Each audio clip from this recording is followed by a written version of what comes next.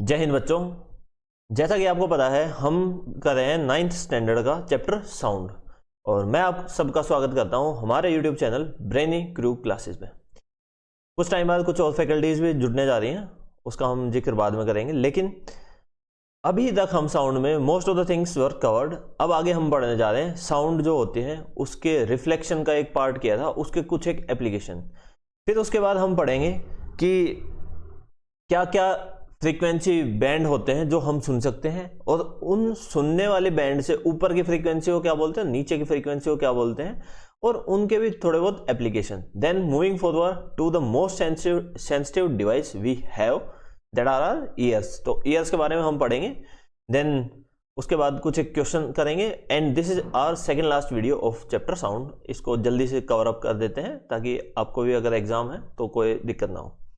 ठीक है, चलो तो आगे बढ़ते हैं हमारे फर्स्ट टॉपिक जिसको कहते हैं रिफ्लेक्शन ऑफ साउंड। जैसे कि आपने पहले भी देखा था, इससे पिछली जो वीडियो थी उसमें मैंने बताया था कि sound is reflected just like our rays of light. Light rays की तरह साउंड को भी रिफ्लेक्ट कर सकते हैं।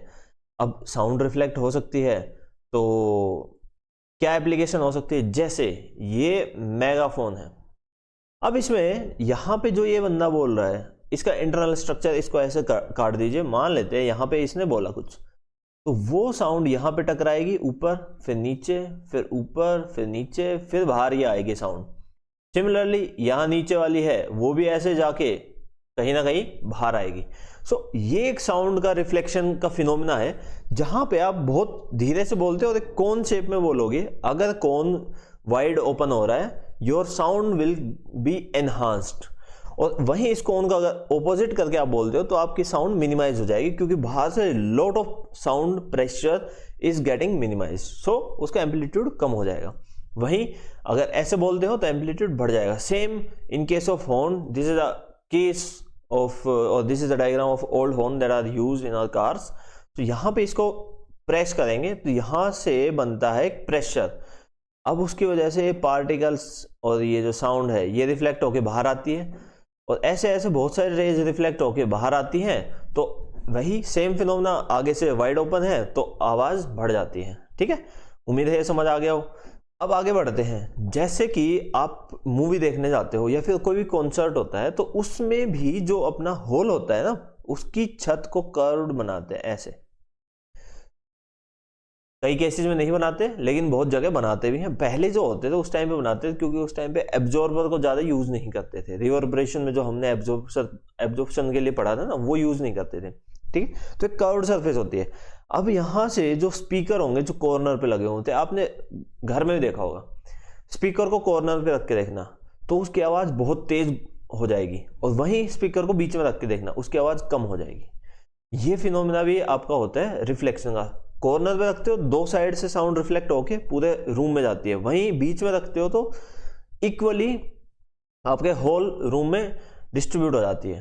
तो रिफ्लेक्शन का हम साउंड एनहांसिंग में भी यूज कर सकते हैं, और यहाँ पे सभी ऑडियंस के पास आवाज पहुंचे इसलिए जो छत है उसको कर्व्ड बनाते हैं। ठीक है, ऑडिटोरियम और कॉन्सर्ट जो हॉल है उसके।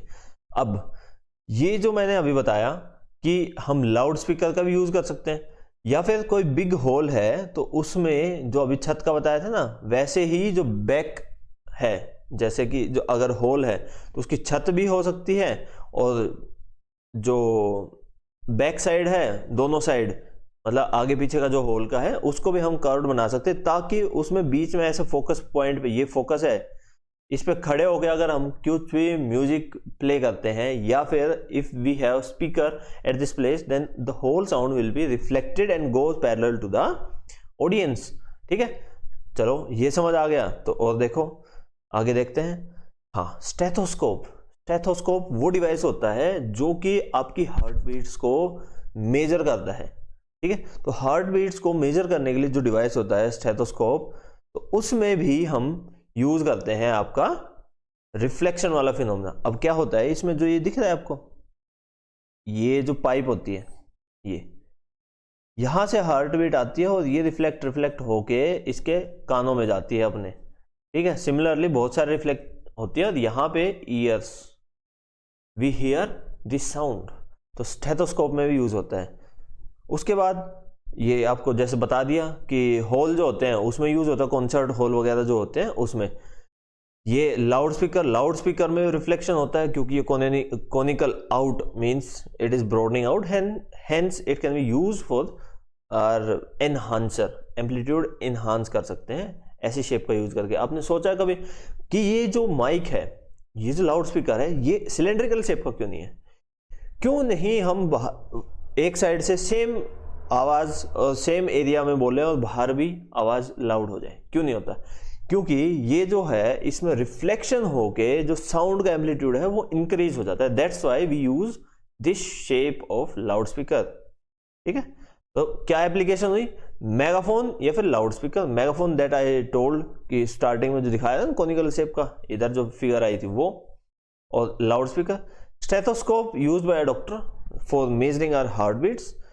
Ceiling of concert hall reflects the sound towards the audience. Ceiling of our concert hall is also reflecting the sound towards our audience. ठीक है, चलो रेंज ऑफ हियरिंग क्या होता है?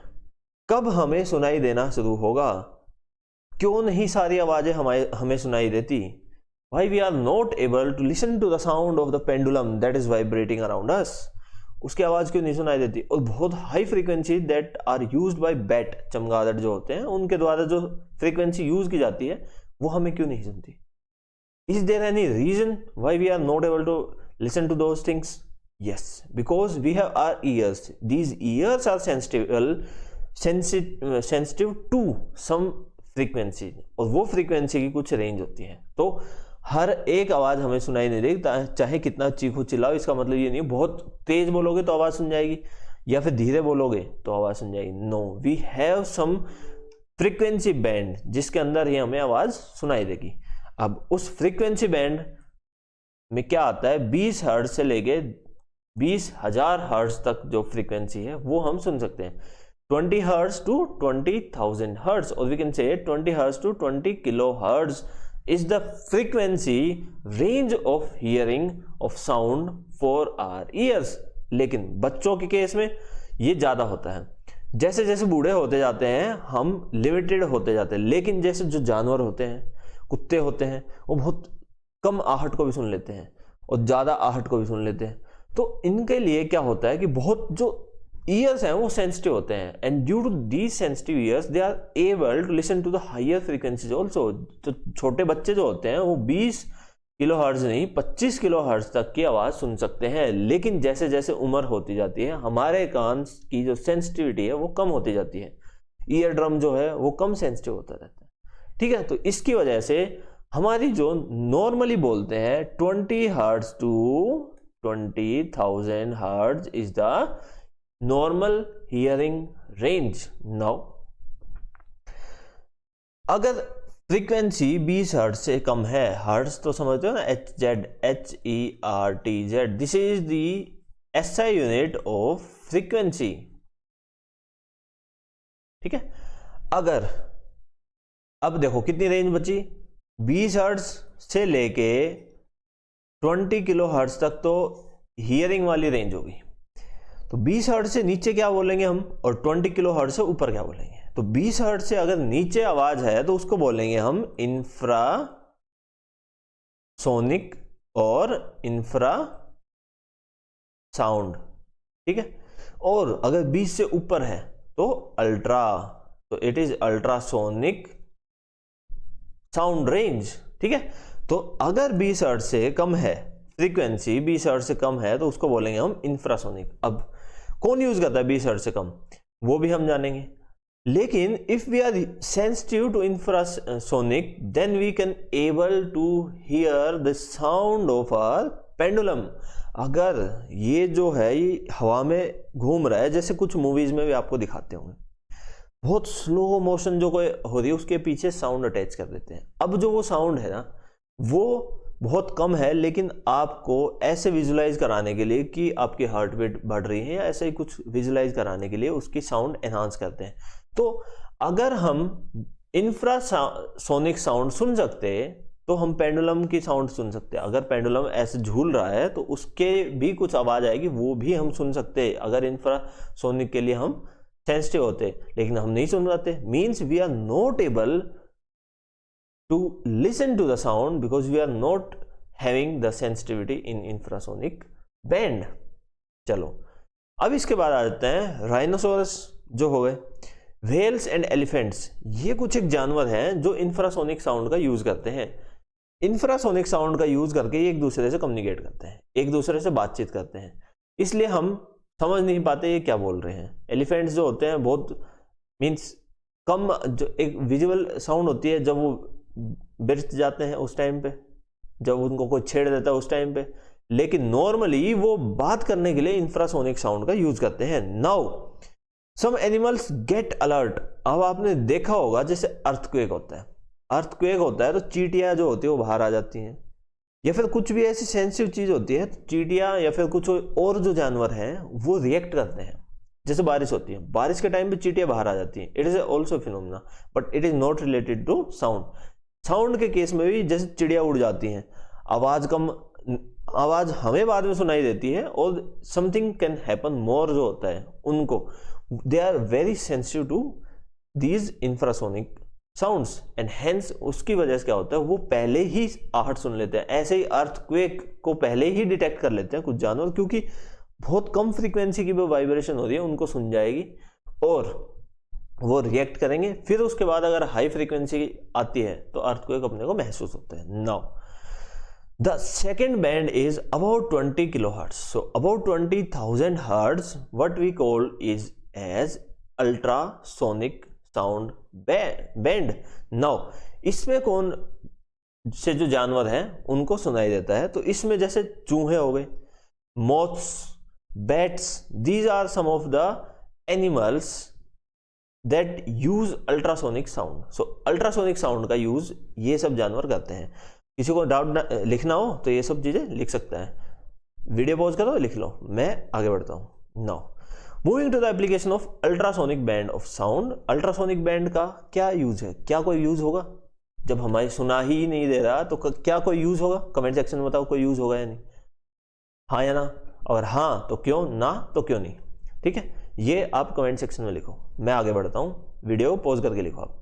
तो इसके कुछ एक इस बैंड के कुछ एक एप्लीकेशन है, जैसे कि ये, अगर कोई भी एक कंस्ट्रक्शन हो रही है एक बिल्डिंग की, तो उसके अंदर हम सरिया यूज करते हैं, that is made of steel and iron, और we can say that are made of iron. Concrete होता है वो सही से फिल हुआ है या नहीं। अभी बिल्डिंग है, इसमें हमें क्या पता कि बीच में कोई क्रैक तो नहीं है, कोई सरिया है उसके बीच में क्या पता वो बाहर बाहर से सॉलिड हो, अंदर से कोई छेद हो।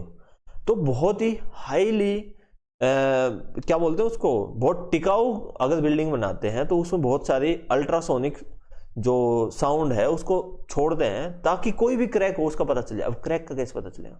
जो क्रैक है वो वहां पे अल्ट्रासोनिक साउंड जाएगी और उस क्रैक से टकरा के रिफ्लेक्ट बैक हो जाएगी। At that time the scientist और the engineer that is working there is able to detect that there is some crack, और उसकी एक इमेज बन जाती है। ठीक है, ये सब इंजीनियरिंग एस्पेक्ट हो गया। तो इस तरह से हम क्रैक्स का डिटेक्शन कर सकते हैं अल्ट्रासोनिक का यूज करके। नाउ सेकंड ये होता है इकोकार्डियोग्राफी। ये आपकी हार्ट बीट जो होती है, कहीं कोई दिक्कत आ जाती है, हार्ट बीट ज्यादा तेज रहने लग जाती है, उस टाइम पे इमेजिंग करने के लिए, हार्ट की इमेजिंग करने के लिए इकोकार्डियोग्राफी की जाती है। ये जो यहां पर भी जो फ्रीक्वेंसी छोड़ी जाएगी ना, वो भी आपकी अल्ट्रासोनिक रेंज में होगी।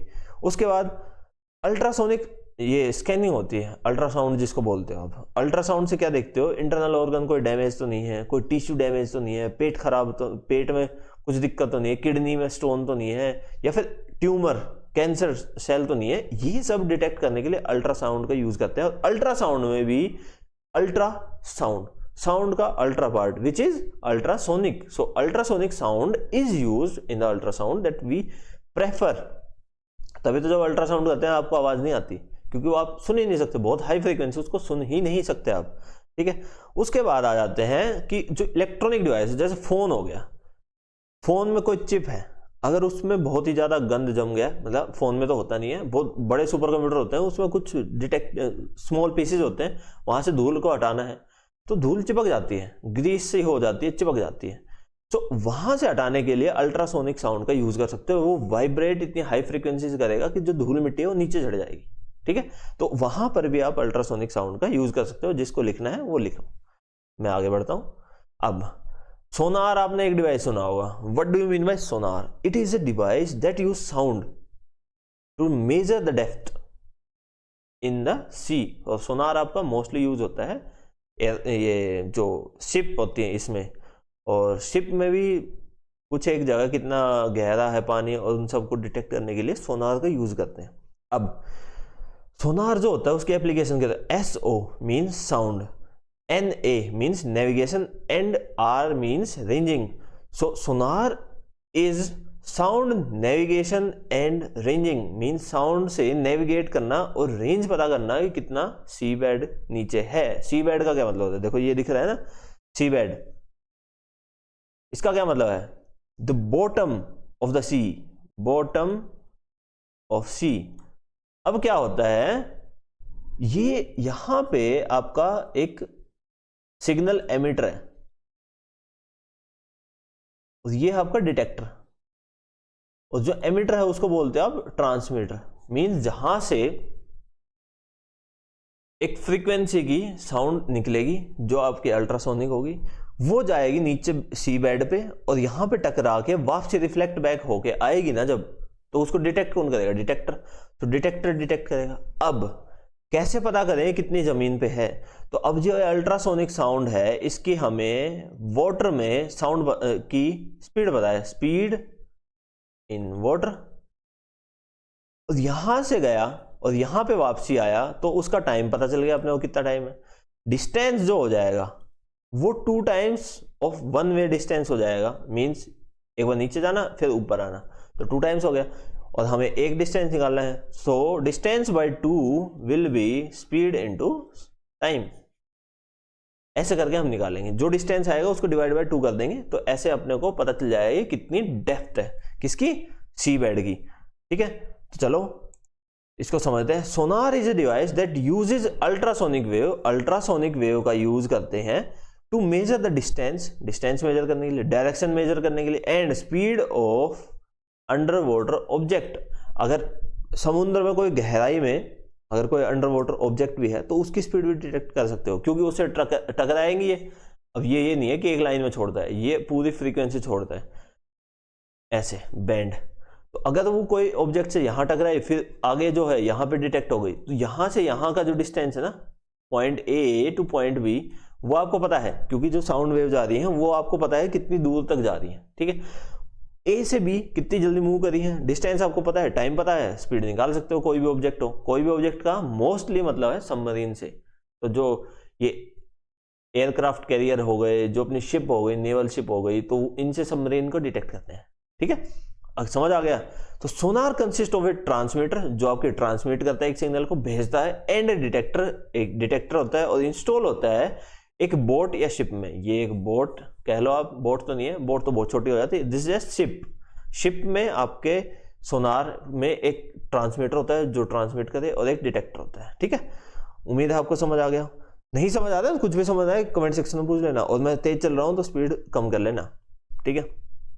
अब आगे बढ़ते हैं। The distance of the object that reflects the sound wave can be calculated. कैसे कैलकुलेट कर सकते हैं? Bye knowing the speed of sound in water. Speed of sound को पता कर सकते हैं हम, पानी में कितने होगी, and the time interval between transmission and reception. Means जहां से ये ट्रांसमिट हुई और जहां से वापसी रिसीव हुई, उन दोनों के बीच का टाइम निकाल लेंगे हम, और वहां से डिस्टेंस आ जाएगा, टोटल डिस्टेंस आएगा, उसको डिवाइड बाय 2 कर देंगे तो एक साइड का डिस्टेंस मिल जाएगा। उम्मीद है ये समझ आ गया हो, ठीक है। अब इसको लिख सकते हो आप, मैं आगे बढ़ता हूं। अब इसमें से जो मैं टॉपिक करा रहा हूं ये कुछ एक आपके नहीं है बच्चों, याद रखना, मैं सब कुछ करा दिया, कभी आप इन फ्यूचर कंपटीशन एग्जाम दो तो उस टाइम पे हेल्प होगी। अब structure of year. Year is a device that is highly sensitive and it is a device that we have, so humans also have some device. Which is known as ear, जो आपको क्या करता है, sound energy को detect करता है। अब sound को डिटेक्ट कैसे कर सकते हैं, प्रेशर वेरिएशन होता है बेसिकली। साउंड जो होता है उसमें आपने देखा होगा compression, rarefaction is just a pressure variation, और we can say density variation. तो कन्वर्ट करता है ईयर आपके प्रेशर वेरिएशन को एयर के विद ऑडिबल फ्रीक्वेंसी।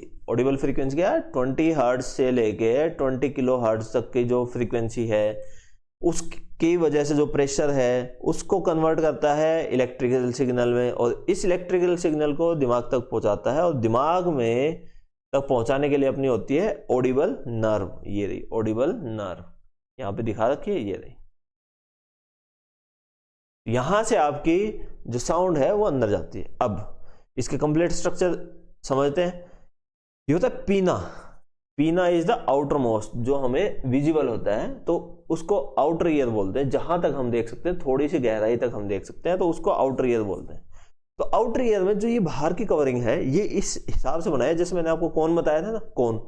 तो बाहर की बहुत तेज आवाज आएगी तो ये अंदर तक इतना कम कर देती है उस आवाज को, यहां से रिफ्लेक्ट हो के ये आवाज इतनी कम हो जाती है कि अपने ईयर ड्रम को डैमेज नहीं होती। बहुत हाई फ्रीक्वेंसी की बात नहीं कर रहा, नॉर्मल, तो ईयर ड्रम डैमेज ना हो। तो जो पीना होता है, pinna collects the sound, it collects the sound and it sends to the ये द ऑडिटरी कैनाल। यहां से इस पीना से लेके, जो यहां से लेके यहां ईयर ड्रम तक जो है, इसको बोलते हैं ऑडिटरी कैनाल। वो कैनाल जहां से आप सुनते हो, मीन्स जहां से ये कंप्लीट रिफ्लेक्शन होके आपके जाती है साउंड वेव्स। और जो ये ऑडिटरी कैनाल है, इससे ईयर ड्रम आगे लगा हुआ है। ईयर ड्रम जो कि वाइब्रेट होता है, एक फ्लैप होता है। अब जो ईयर ड्रम है, बेसिकली जो ईयर ड्रम है वो वाइब्रेट होगा, उसकी वजह से कुछ सिग्नल प्रोड्यूस होंगे, एंड दो signals are converted to are electrical signal and that are transmitted to the brain by auditory nerve. अब when a compression of a medium reaches, compression होगा तो क्या होगा, डेंसिटी बढ़ जाएगी, प्रेशर बढ़ जाएगा। तो उसकी वजह से जो ईयर ड्रम है उसके पास प्रेशर बढ़ जाएगा। Ear drum reaches the ear drum, the pressure on the outside क्योंकि कंप्रेशन है, outside increases and forces the drum inward. अब देखो, एक ये सरफेस है, यहां पे अगर हम प्रेशर बढ़ा देते हैं तो ये क्या होगा, ये फोल्ड हो जाएगा। जैसे कि ईयर ड्रम आपका ये मानते हैं, तो कंप्रेशन है तो यहां से प्रेशर लगेगा क्योंकि बहुत हाई प्रेशर है, तो ये इसको ईयर ड्रम को यूं फोल्ड कर देगा। तो क्या इसने लिखा है, फोर्सेज द ड्रम इनवर्ड, तो ये है यहां से ये अंदर हो जाएगा। तो ये जो है ईयर ड्रम यहाँ पे यूं फोल्ड हो जाएगा। अब उसका कंप्रेशन के बाद क्या है, रेयरफेक्शन। रेयरफेक्शन में क्या है, यहाँ पे लो प्रेशर हो गया। Now it again goes like this, फिर यूं। अब ये जो शेप है, इसकी वजह से इसको हम कहते हैं ईयर ड्रम वाइब्रेट कर रहा है। So ear drum is vibrating just like this shapes, ठीक है, क्योंकि प्रेशर ज्यादा प्रेशर कम, उसकी वजह से। In this way ear drum vibrates and vibrations are amplified several times by 3 bones. 3 जो बोन्स होती हैं वो अपनी वाइब्रेशन को बहुत हाई कर देती हैं। First one is hammer, HAMMER, then anvil, this is second bone, then stripes, stirrup कह लो आप, कुछ भी कह सकते हो। तो stirrup, these are the 3 bones which amplify our signal. अब ये सिग्नल तो एम्पलीफाई हो गया, अब एम्पलीफाई होने के बाद कहां जाएगा, अब ये जाएगा मिडल ईयर तक का काम हो गया। मिडल ईयर तक में ये 3 बोन आ गई है। अब ये जाएगा इनर ईयर में, और जहां पे क्या है, कन्वर्ट हो जाएगा ये आपका इलेक्ट्रिकल सिग्नल में। और इलेक्ट्रिकल सिग्नल में कौन कन्वर्ट करता है, कोचेलिया, ठीक है। इस जो ये पार्ट है, इससे इलेक्ट्रिकल सिग्नल में कन्वर्ट हो जाएगा, and then it send to the auditory nerve. Auditory nerve brain तक ले जाएगी and process the whole phenomena. उम्मीद है आपको समझ आ गया होगा। समझ आ गया तो गिव द थम्स अप और आगे बढ़ते हैं। ये आपके टीचर भी नहीं कराएंगे, पुरानी NCERT के सब कॉन्सेप्ट उठाए गए। You will not get anything just like this content. अब करते हैं कुछ क्वेश्चन ये सब टॉपिक से रिलेटेड कुछ एक क्वेश्चन है जिनका आंसर तो आप करोगे। What is the Audible range, 20 hertz से कहां तक, 20 किलो हर्ट्ज। बच्चों मीन्स 20 हर्ट्ज से लेके 20,000 hertz, this is the Audible frequency. अब इसके बाद आ जाते हैं ये क्वेश्चन, ये आप बताओगे इंफ्रासाउंड कौन सी होती है और अल्ट्रासाउंड कौन सी होती है, ये इसी से पता चल जाएगा। 20 हर्ट्ज से लेके 20 किलो हर्ट्ज जो रेंज है, इसी से आपको पता चल जाएगा कि इन दोनों में डिफरेंस क्या है। ठीक है, चलो फिर आगे बढ़ते हैं। अगला देखो, ए शिप, ये आ गया आपका सोनार का question. A ship sends out ultrasound that reaches from sea bed and is detected after 3.42 second. Means यहां से ट्रांसमिट करी, यहां पे गया, यहां पे सी बेड था, टकरा के वापसी आ गई। टोटल टाइम कितना लगा? 3.42 second. If the speed of ultrasound through sea water is, अगर स्पीड जो है आपकी है 1531 मीटर पर सेकेंड, ये आपकी स्पीड है। What is the distance of the sea bed? Sea bed का डिस्टेंस क्या होगा? सो यू नो स्पीड क्या होती है? Speed is equals to distance upon time. Distance कौन सा है? ए पॉइंट से बी पॉइंट तक आने का। ए से सी गया, सी से टकरा के बी तक आ गया, ये टोटल स्पीड का इंटरवल गिवन है और टाइम गिवन है 3.42। Now we need to find distance. Distance will be speed into time. अब ये तो टोटल डिस्टेंस आ गया, A to C to B, but we need to find A C, so we will divide distance by 2। इसको 2 से divide कर देंगे। अब क्या बन गया? Speed 1531 multiply 3.42 divide by 2। इसको सोल्व कर लीजिए बच्चों, you will get the answer. Same question, लगभग सेम क्वेश्चन आपकी स्क्रीन के सामने ये रहा और इसका आप आंसर दोगे। फटाफट सोल्व करो इसको और इसका आंसर दो। नहीं आ रहा then you can continue the video. Now pause the video and solve it properly. अब देखो, a submarine emits a sonar pulse which returns from a under water cliff. Under water cliff है, समुद्र के अंदर क्लिफ है, तो वहां से टकरा के वापसी आ गई t इक्वल्स टू 1.02 सेकेंड में। The speed of sound in salt water, salt water में स्पीड क्या है? 1531 मीटर पर सेकेंड। क्या निकालना है? How far away is the Cliff. हमें ये एक साइड का डिस्टेंस निकालना है। दोनों साइड जाने में टाइम लगा 1.62। एक सेकेंड, एक साइड में जाने का कितना हो जाएगा? Divide by 2, it will be 0.81 second that the ultrasonic sound takes to reach the cliff. अब यहां से distance is equals to time into speed, time होगा 0.81 इंटू स्पीड 1531। यहां से आपका डिस्टेंस आ जाएगा एक साइड का, क्योंकि हमने आधा यहां कर लिया है। ऐसे ही करके सोल्व कर सकते हो, जो पिछला क्वेश्चन कराया था उस तरीके से सोल्व कर सकते हो। उम्मीद है आपको समझ आ गया। अगला जो वीडियो लेक्चर होगा उसमें हम करने वाले हैं सभी जितने भी एनसीईआरटी के पीछे अनसोल्व्ड क्वेश्चन हैं जो आपके काम आ सकते हैं, वो सब हम सोल्व करेंगे in the next video lecture. Till then take care, bye bye, see you in the next video lecture. Thank you.